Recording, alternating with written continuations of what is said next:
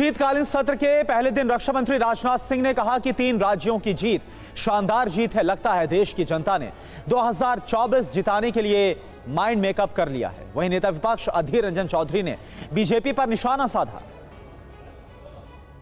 Hat trick हुई है sir, कैसे देखते हैं सर इसे? तो 3 राज्यों में बीजेपी की जिस तरह हैट्रिक हुई है, कैसे चलते रहे। मोदी जी का मैजिक बरकरार है जिस तरह से। अब लगता है सारे देश में ये माइंड मेकअप कर लिया है। ये पॉजिटिव साइन है। 2024 के लोकसभा इलेक्शन में भारतीय जनता पार्टी दो गाड़ी है, गाड़ी देख के आराम से गवर्नमेंट। दिन पहले कर्नाटक में चुनाव हुई थी, हिमाचल में भी हुई थी।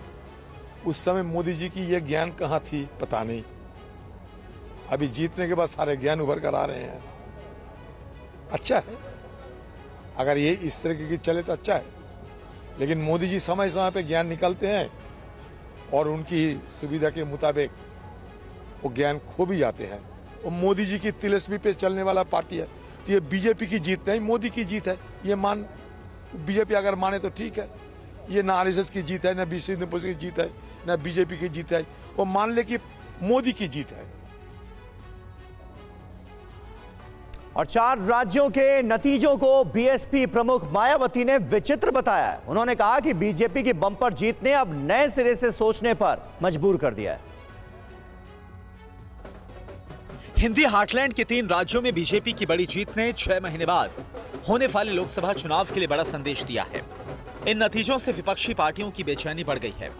बीएसपी प्रमुख मायावती ने भी चुनावी नतीजों को शंकित, अचंभित और चिंतित करने वाला बताया। उन्होंने सोशल मीडिया पर पोस्ट करते हुए कहा कि एक तरफा परिणाम गले के नीचे उतर पाना मुश्किल।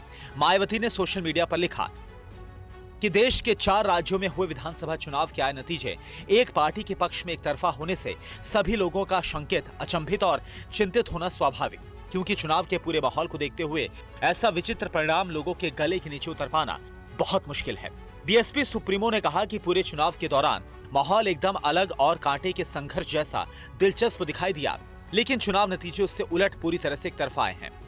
ऐसे में रहस्य जैसा मामला है जिस पर गंभीर चिंतन और उसका समाधान जरूरी है।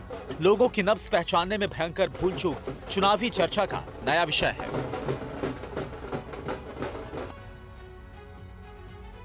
और वहीं 3 राज्यों में बीजेपी की बम्पर जीत के बाद विपक्ष सवाल उठा रहा है। संजय राउत ने कहा कि ईवीएम से जुड़े सवालों पर शंकाओं को दूर करना होगा, तो समाजवादी पार्टी के सांसद एसटी हसन ने भी ईवीएम के सवाल पर बीजेपी को घेरा।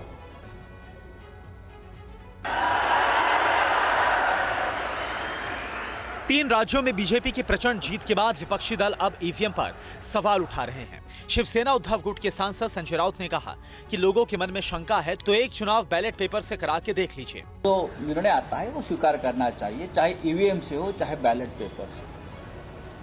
तो कल जो ईवीएम के माध्यम से जनादेश मिला है, ईवीएम आदेश, वो भी हम लोकतंत्र का आदेश मानकर स्वीकार करते हैं, चाहे ईवीएम पे विश्वास हो या न हो।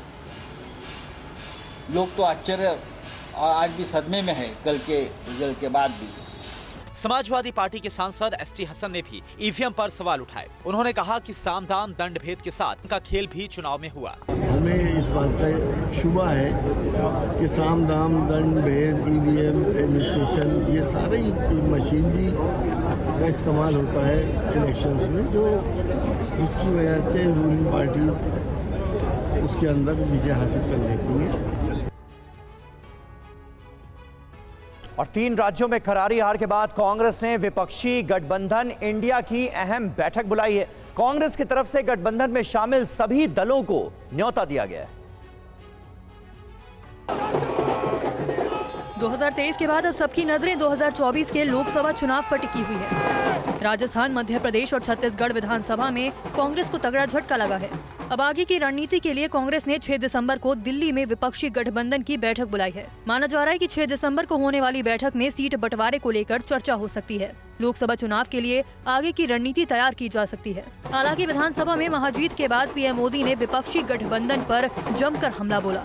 ये चुनाव नतीजे कांग्रेस और उसके घमंडिया गठबंधन के लिए भी बहुत बड़ा सबक है।